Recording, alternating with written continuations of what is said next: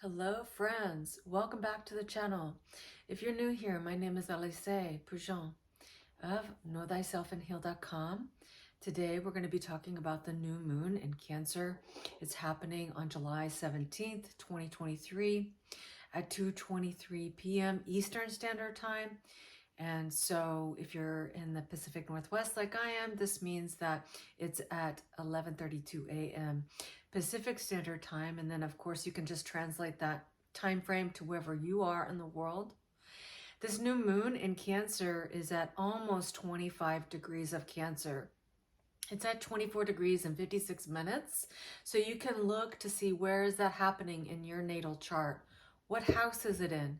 Because the house is actually where this new moon is occurring.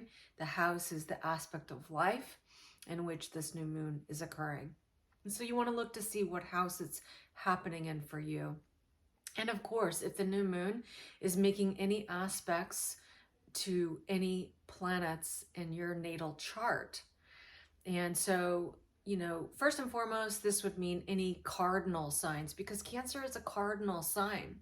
And so this new moon being in a cardinal Cancer sign, this could mean that if you have any planets in Aries or Libra or Capricorn, I would say within 5 degrees on either side of the new moon, and that would mean, between 20 and the end of the sign, 30 degrees of any of the cardinal signs, then you're particularly gonna feel this, and certain planetary placements in your chart are going to be activated.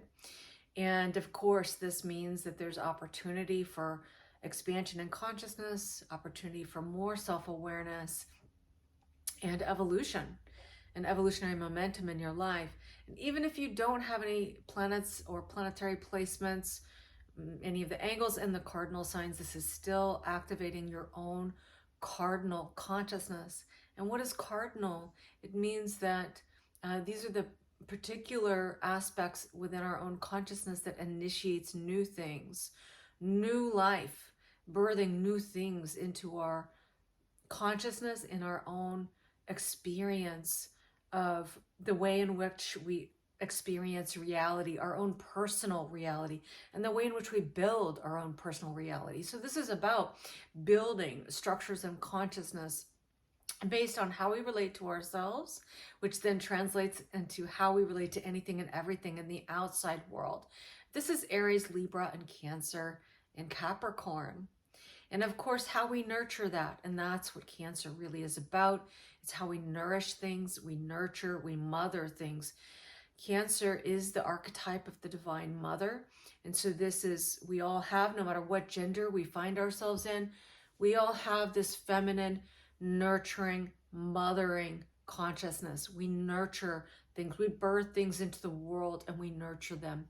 We watch them grow and we love them, right? We care for them and we funnel our consciousness and our attention to them and our own emotional care as well. And Cancer, being the first water sign, is about our emotion, how we funnel emotion into building the structures that we desire. Remember that in the wheel of consciousness, we emerge onto the scene with Aries, and this is how we initiate new things in our own consciousness. And as we psychologically develop from Aries to Taurus to Gemini to Cancer, Aries, Taurus, Gemini, Cancer. Making sure I did that sequentially correct. Aries to Cancer, this is a natural square. So this is where whatever it is we're initiating, there's this pressure to actually, are we sensing through the feelings that what we desire to become and embody, is it actually really being nurtured by our actions, right? Are we acting on behalf of the needs of what it is we desire to birth? Now, interestingly, in this particular new moon, we have Pluto retrograde in Capricorn. And so the moon, just hours after the moon will be in an opposition, in an exact opposition with Pluto retrograde in Capricorn. And Pluto retrograde in Capricorn is really asking us to take responsibility for our own personal reality and building our reality. And as I said, we can watch how the wheel actually really turns in consciousness from Aries to Cancer, and then from Cancer to Libra, and then Libra to Capricorn. And what happens there is that we actually ultimately relate with others in Libra, and we learn through relating, and we actually form bonds with others, which could be Scorpio, where we share the resource of our own values and what we value with others. And then we form beliefs as well with Sagittarius. And those beliefs actually support and are meant to support the reality by which we desire to build internally, Capricorn. And I say internally because Capricorn is a yin sign. And of course, Cancer is a yin sign. So this is how we actually utilize what we care about emotionally and our feelings. We utilize that to funnel consciousness into really supporting our personal reality and what we desire to build and our own personal reality. And reality is built from the inside out. And so Pluto retrograde in Capricorn here can be really looking at, is the structures by which we've built, is this actually really in support of that which we desire to build?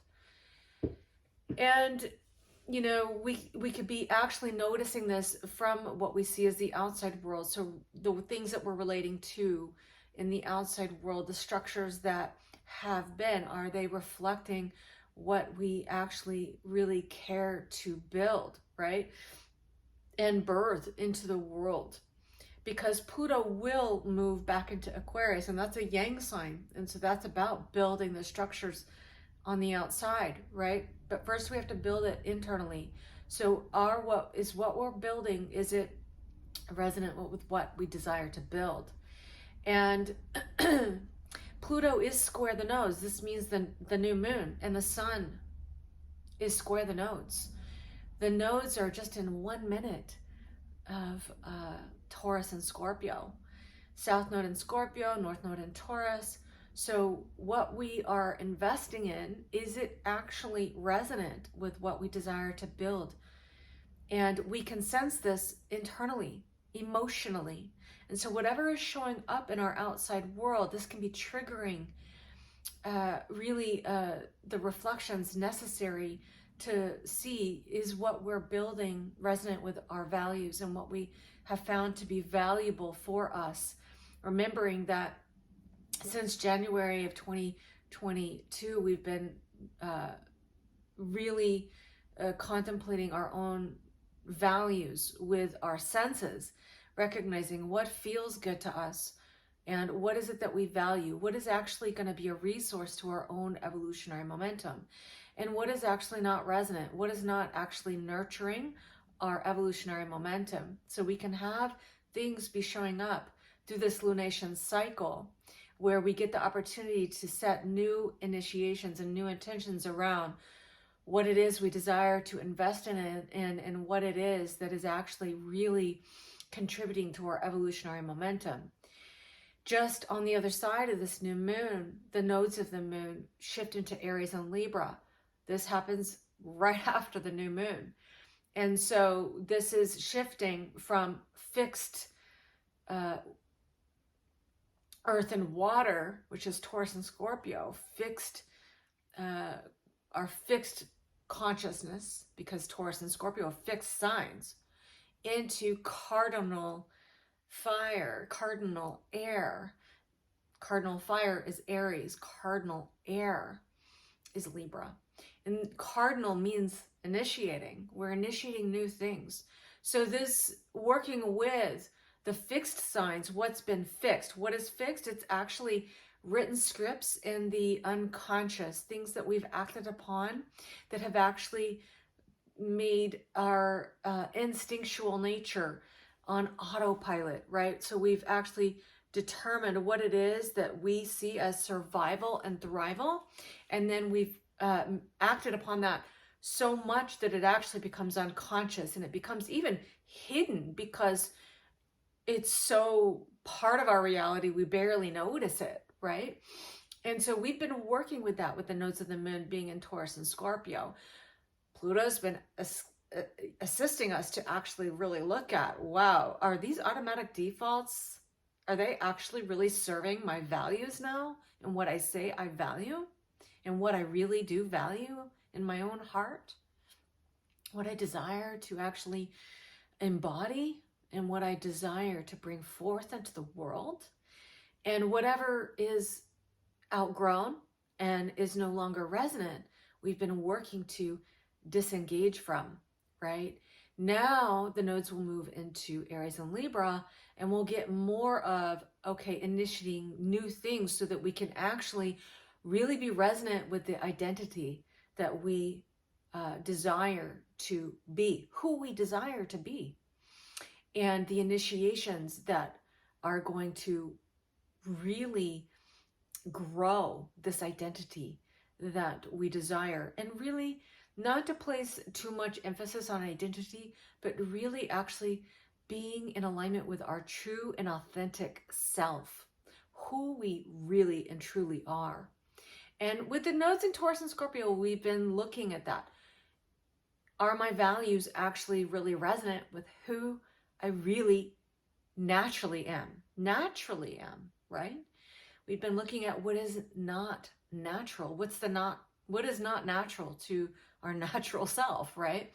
And so this cardinal Aries and Libra is going to assist us with the nodes there, meaning the eclipses will be there, is going to be really having us get in alignment with our natural self and our natural identity, and recognizing what the ways in which we've related to ourselves and how that has naturally then attracted specific relationships. Is it resonant anymore with our natural self?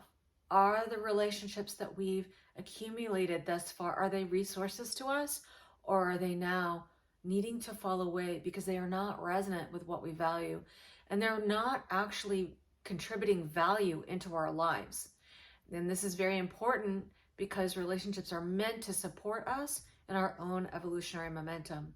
And if we have relationships, no matter what relating to, if they are not resonant with our natural self, and they are not resonant with what we value, and what really this cultivation of intimacy that we've cultivated through Taurus and Scorpio with ourselves, if they are not resonant with that intimacy we've accumulated through this process, then they will likely fall away, and they will make way for new relationships to come in that is reflective of our natural self and our intimacy we've cultivated with ourselves.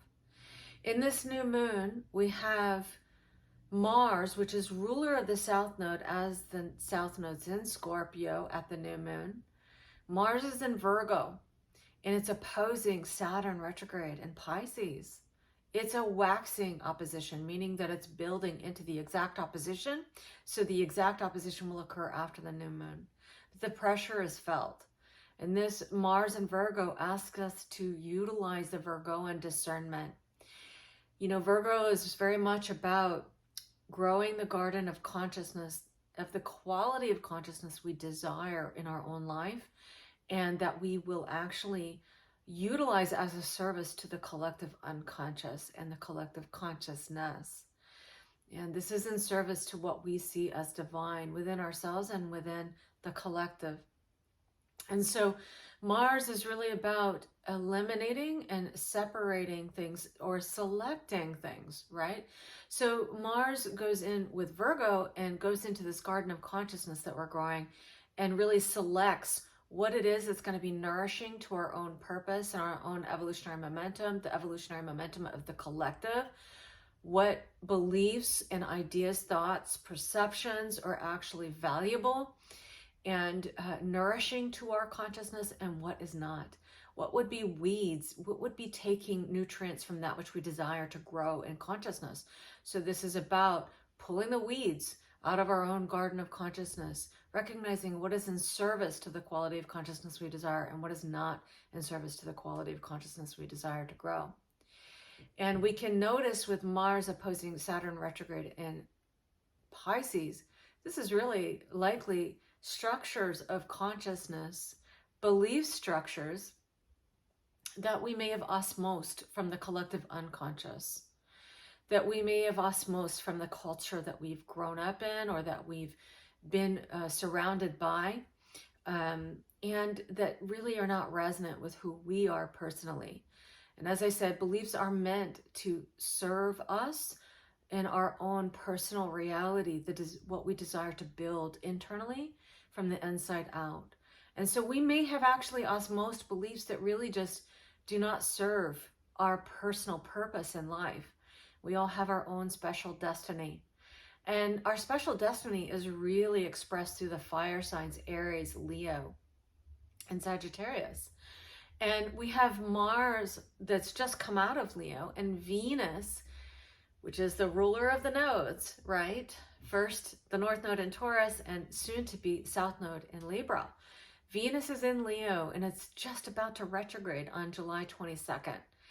And on July 22nd, when Venus goes retrograde, the sun will actually oppose Pluto, shining the light on Pluto, our unconscious scripts, and the hidden and unconscious automatic pilot default settings of our reality and how we act upon these instincts, right? Instincts is Mars. Mars acts on behalf of these automatic pilot, unwritten or written scripts in the unconscious mind, Pluto, right? So Mars acts with that forethought.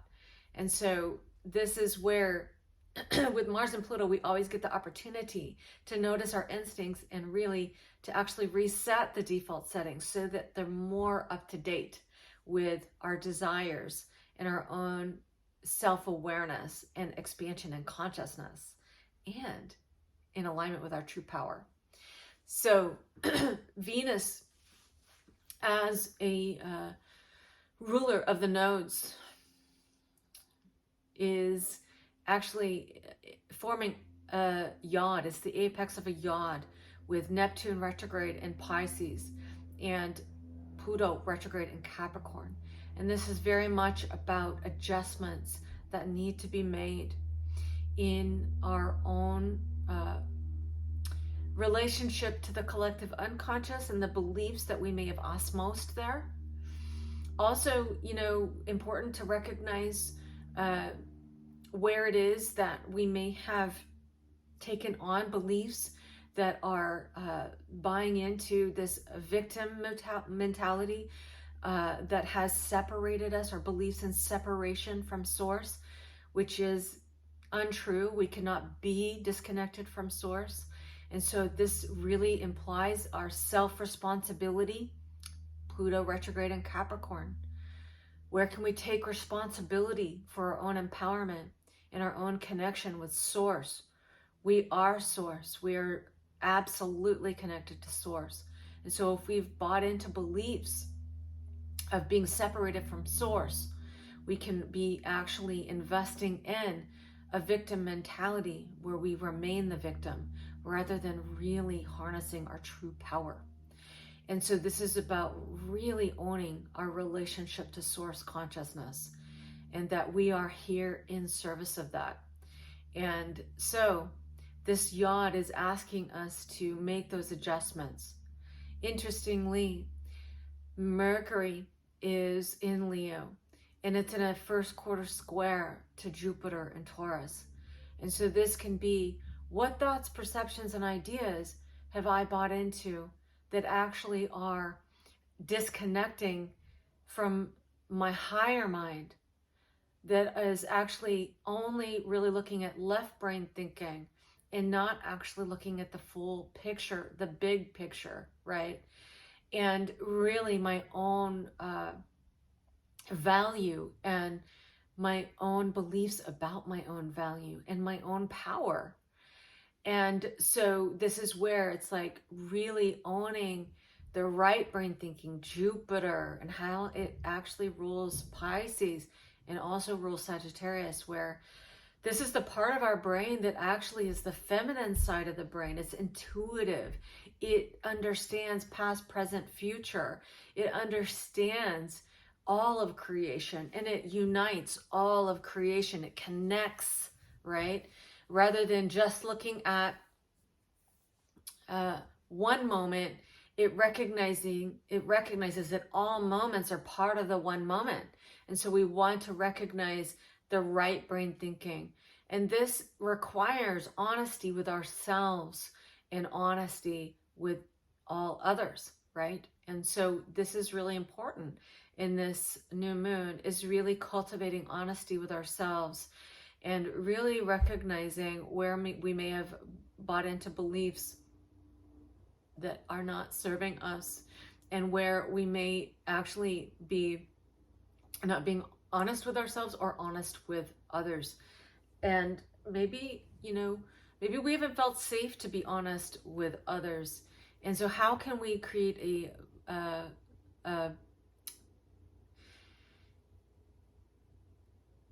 let's say a platform or a personal reality where we are safe to be honest, so that we can actually attract what is actually natural to our own vibration. I mean, really, Mercury square Jupiter and Taurus, this can be really allowing us to tap into ideas that actually enhance our vibration, expand our hearts, expand our space, expand our Taurus energy, Taurus, expand our vibration, so that we can actually attract right relationships and resources into our lives that support our evolutionary momentum.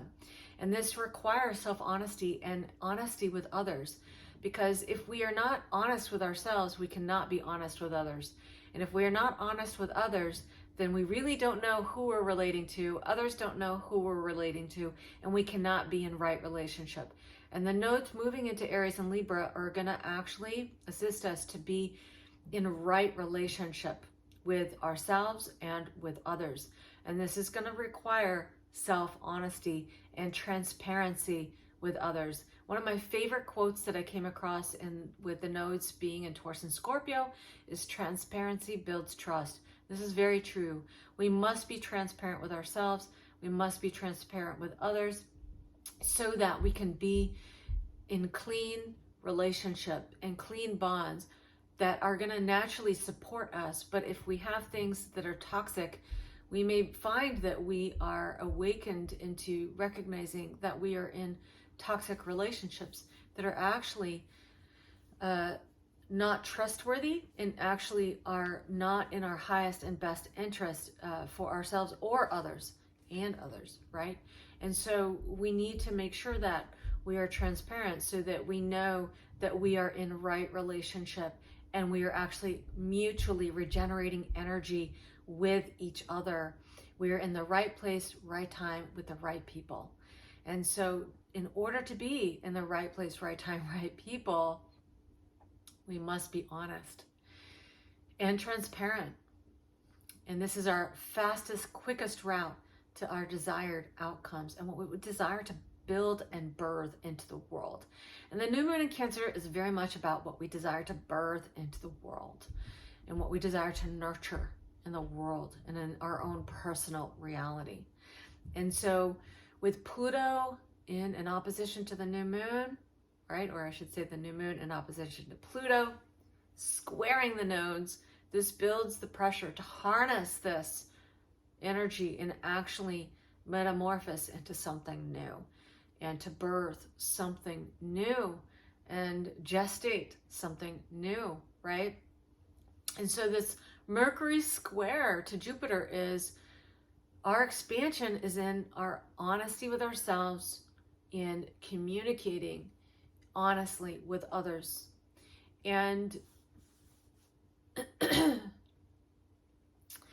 So through this lunation cycle, this is initiating this new cycle with the Aries and Libra nodes. And this is going to be an 18-month cycle, right? And so this is going to be really assisting us to recognize what we've been attaching to that isn't resonant for us, so that we can actually enhance our vibration and magnetize things to us. Magnetize situations, people, places, things that are actually going to be of value to our evolutionary momentum. I hope this has been helpful for you.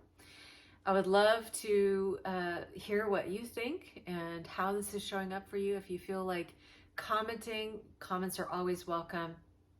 And you're certainly welcome to like and subscribe to my channel. And of course, share the video if you find this helpful.